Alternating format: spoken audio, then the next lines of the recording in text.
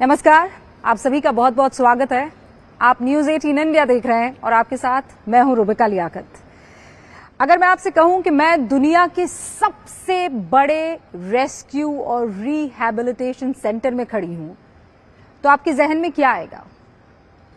हो सकता है आप किसी डेवलप्ड नेशन के बारे में सोचें, शायद आपके जहन में अमेरिका आ जाए या रशिया आ जाए। लेकिन अगर मैं आपसे कहूं कि मैं हिंदुस्तान की बात कर रही हूं, जहां पर दुनिया का सबसे बड़ा रेस्क्यू सेंटर है, शेल्टर है, नाम है उसका वन तारा, और उस वन तारा के दिल में धड़कता है वो दिमाग, वो चेहरा जो आज हर किसी के जहन में समाया हुआ है। मैं इस वक्त इनवाइट करना चाहती हूं धीरूभाई अंबानी के पोते मुकेश और नीता अंबानी के बेटे अनंत अंबानी को। बहुत बहुत बहुत बहुत शुक्रिया हमारे साथ जुड़ने के लिए, बातचीत करने के लिए। सबसे पहले तो इस खूबसूरत प्रोजेक्ट के लिए आपको ढेर सारी बधाइयां। ये आपका पैशन है कि प्रोफेशन है? ये मेरा पैशन है और ये तो मेरा हमने ये पूरा ये सोच रचाया था बचपन से ही। माता जी ने मुझे सिखाया था हम जानवर का और अलग अलग जीव जंतु का सेवा कैसे करें। तो बचपन से ही मेरे घर में माता जी मेरे से पहले, जब वो छोटे थे, उन्होंने 20-25 कुत्तों को पाला था घर पे। और मुंबई के लिए वो तो बहुत बड़ी बात होती है 20-25 कुत्ते घर पे फ्लैट में रखना। सेंटा क्रूज में रहते थे वो उनके शादी से पहले। और माता जी ने मुझे सिखाया कि जो बेजुबान जानवर है उसका सेवा सबसे बड़ी सेवा है, वही सबसे बड़ी पुण्य वाली सेवा है, और वही धर्म है, और वही एक ऐसी चीज है जो आदमी को बहुत सारा पुण्य प्राप्त करा सकता है। तो इस विचार से हमने ये काम बचपन में हमने डोमेस्टिकेटेड एनिमल, जो पालतू जानवर है, गाय, भैंस, बकरी, मुर्गियाँ, खरगोश, जो सुअर, सबसे हमने चालू की थी।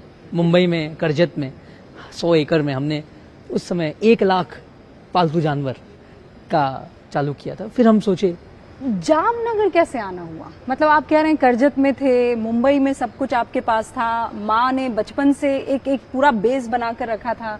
अनंत अंबानी जामनगर कैसे आ गए?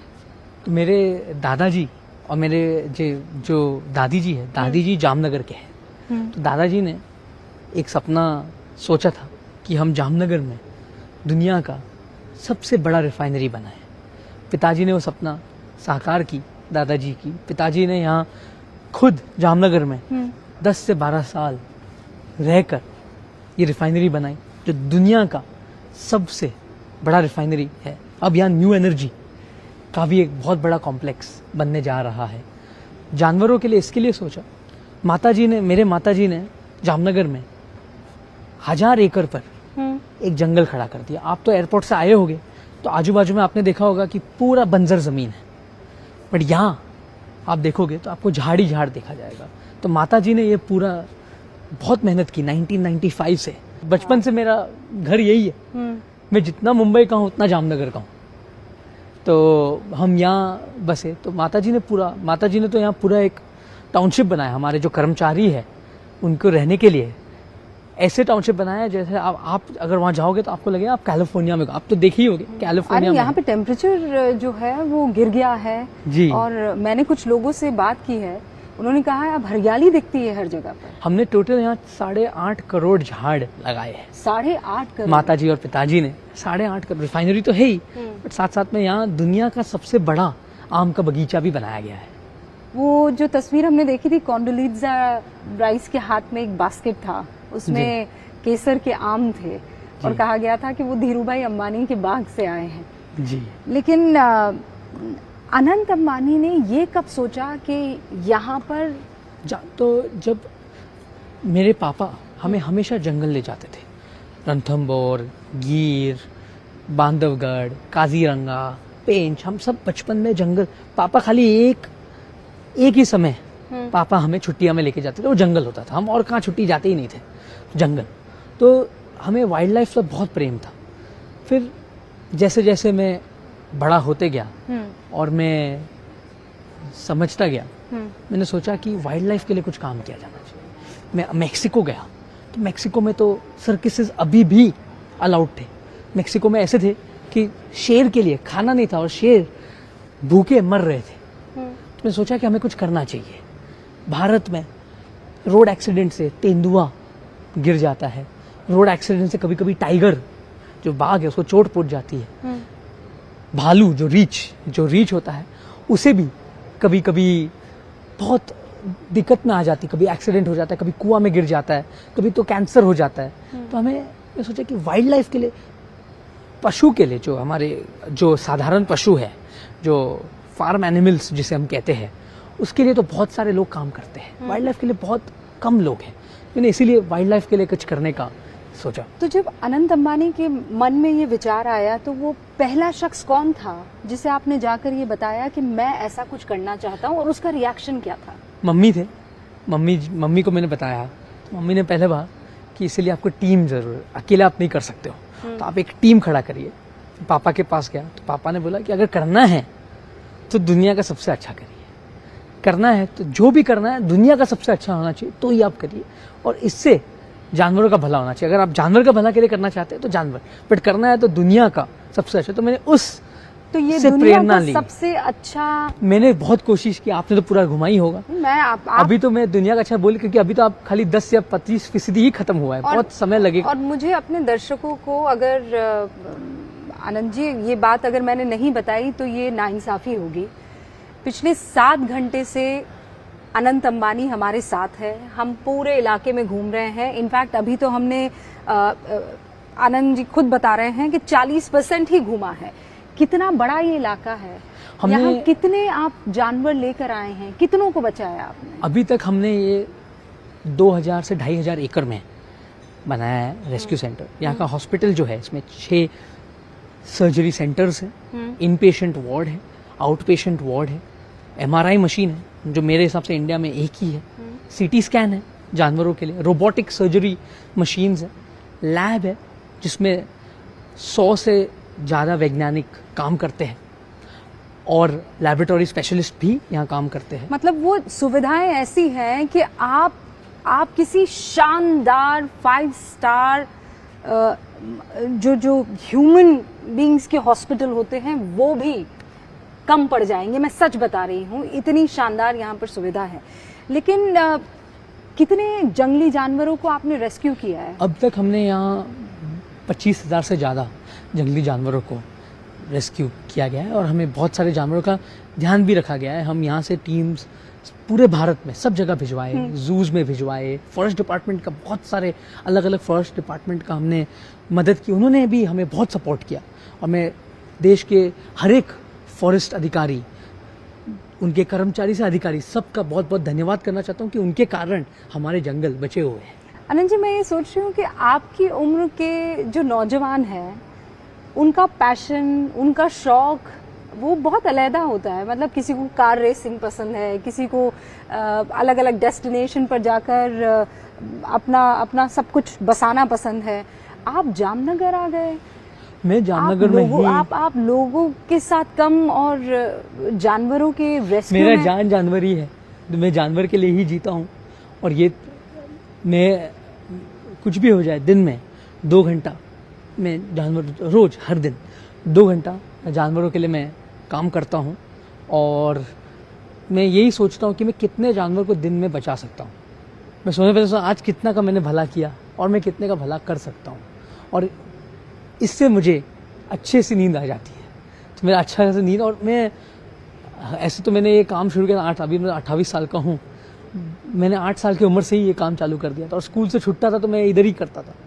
और जो मेरे दोस्त है वो भी जानवर प्रेमी है, और मेरी जो अभी होने वाली पत्नी राधिका, आपको बहुत सारी मुबारकबाद सबसे पहले तो।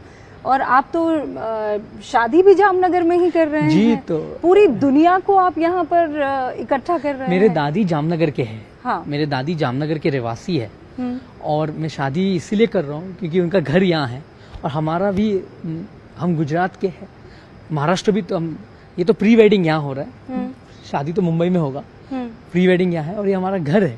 तो और हम यहाँ ही घर में ही शादी के, जामनगर के वासी के साथ, हमारे बहुत सारे जो मेरे कलीग्स हैं उनके साथ शादी प्री वेडिंग करेंगे तो अलग ही मजा होगा। तो आपकी होने वाली धर्मपत्नी आपके इस प्रोजेक्ट को कितना सराहती है, कितना उनका योगदान है, वो क्या कहती हैं? वो भी एक बहुत बड़े जानवर प्रेमी है और वो कभी भी ये नहीं बोलती है कि आप, क्योंकि बहुत समय मेरे पास समय ही नहीं बचता है, काम के बाद में इस पर लगा रहता हूँ तो इस पर लगा, तो वो साथ साथ में मुझे मदद करते हैं। अगर कोई जानवर बीमार है तो हमारे जो वैद्य, जो हमारे पशु वैद्य है, उनसे बात करना, कभी कभी अगर मैं अवेलेबल नहीं रहता हूँ, मैं मौजूद नहीं रहता हूँ यहाँ, तो वो खुद पशु वैद्य से बात कर लेते हैं। वो खुद हमारे जो ट्रस्ट के मैनेजर्स हैं उनसे बात करके फीडबैक लेते हैं। और वो खुद कोई हाथी है जो उनको आवाज़ से पहचानते हैं। हमने बहुत सारे हाथी रेस्क्यू किए हैं साथ में, और बहुत सारे हाथी राधिका को आवाज़ से पहचानते हैं। और उससे ज़्यादा मेरी जो मम्मी है वो मेरी सबसे बड़ी प्रेरणा रही है। मम्मी ने बचपन से ही मुझे सिखाया, और वो खुद, मतलब मम्मी ने हमें, जब कबूतर मांझा से कट जाते थे तो मम्मी, जब हम छोटे थे, मम्मी उनको घर पे लाते थे, मम्मी पालते थे, उनका पोषण करते थे। मम्मी ने घर पे एक बाज का बच्चा जब छोटा था, गिर गया था झाड़ से, उसको भी बड़ा किया और छोड़ा। मम्मी ने हमें नीचे घर पे, हमारे बहुत बिल्ली होते थे, उनके रोज दूध, हम सब बच्चे लोग, मैं, मेरे भाई, मेरी बहन, सब दूध लेकर जाते थे। तो हमारा दुनिया ही जानवर, इसके लिए हम हमारे दुनिया में मस्त है, इसलिए हमें और कुछ करने का ज़रूरत नहीं है। और काम तो काम होता रहेगा, दुनिया चलती रहेगी, बट जानवर के लिए हम, ये एक हमें प्रेरणा मिलती है सब मम्मी से और सबसे, कि हम जानवर के और काम करें। ये तो आपको मैं अभी भी बोला, जो आप देखा, ये तो खाली एक छोटी सी झांकी है। मतलब एक तो हमने आपने जो गजराज, और देखिए साक्षात गणेश जी जो हैं उनकी मूर्ति आपने यहाँ पर स्थापित की हुई है। सैकड़ों हाथी जो है आपने रेस्क्यू किए हैं। आप अलग अलग इलाकों से रेस्क्यू करके वाइल्ड कैट्स को भी लेकर आए हैं। इनफैक्ट प्रधानमंत्री नरेंद्र मोदी का भी प्रोजेक्ट, टाइगर को ले लीजिए, जो कीनिया से चीता लाए गए थे, उनको आप देख प्रधानमंत्री लीजिए। तो हम सब के लिए बहुत बड़ा एक प्रेरणा है। प्रधानमंत्री ने जो भारत के लिए किया है और जो वाइल्ड लाइफ के विषय में किया है, मैं मानता हूं कि उन्होंने एक बहुत बड़ी काम किया है कि चीता प्रोजेक्ट को सफल किया। प्रोजेक्ट लायन जो गिर में है, जो एकदम दुर्लभ है, उनके कारण सफल उन्होंने ये प्रोजेक्ट आगे बढ़ाया था। और हम सब उनसे प्रेरणा लेते हैं। अगर हम उनका 0.5% भी जानवर के लिए करें, हमारे लिए बहुत बड़ी बात है। वो तो बहुत बड़ी सोच रखते हैं, कर सकते हैं। हम भी जितना हमारे से होता है हम जानवर के लिए करते हैं। और उनका जो उनसे जो प्रेरणा मिलती है वो कुछ अलग ही महसूस होता है, एक अलग ही पावर आ जाता है कि हम और कुछ करें। जब भी हम उनको टीवी पे सुनते कि प्रोजेक्ट लाइन है, जब वो चीता आए तो बहुत खुशी हुई। तब आपने रिलेट किया था इस बात से? क्योंकि बिल्कुल, ये तो हमारा एक सपना साकार हुआ। हमारे चीते जो भारत से चले गए थे, जो भारत से एकदम एक्सटिंक्ट हो गए थे, उनको वापस लाना बहुत बड़ी बात है।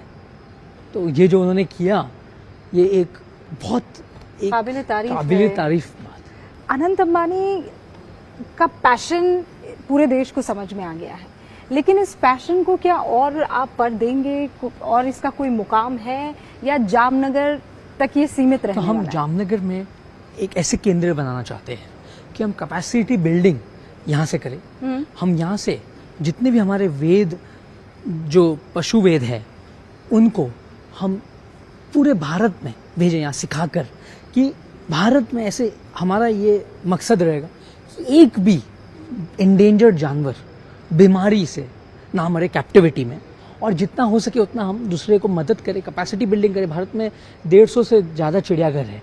हम उन सब को जितना हो सके उतना सपोर्ट करना चाहते हैं कि वो दुनिया का नंबर 1 बने, और भारत इसमें एक लीडिंग स्ट्रैटेजिस्ट बने। और भारत में हम चालू करें कि वाइल्ड लाइफ कैसा, तो इसमें बूंद बूंद से सागर बनता है। तो हम ये चाहते हैं कि जामनगर एक ऐसा हॉस्पिटल, लैब, आपने तो देखा, ऐसे एक बने कि जहाँ होगा, और रेस्क्यू सेंटर हॉस्पिटल जैसे आपको हमेशा बढ़ता रहेगा।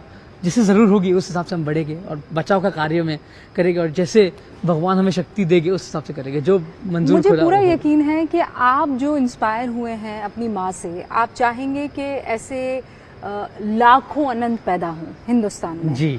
लेकिन उसके लिए आपको इंस्पायर करना भी ज़रूरी है। तो एक आम आदमी जो ये जानना चाहता है, देखना चाहता है कि आपने किस तरीके की फैसिलिटी बनाई है, वो आ सकता है यहाँ पर? जी बिल्कुल, अब हम जैसे जानवर थोड़े सेटल हो जाए, हमारा जूलॉजिकल पार्क खुलेगा, हमारा हॉस्पिटल के लिए हम एक विजिटर गैलरी बनाएंगे।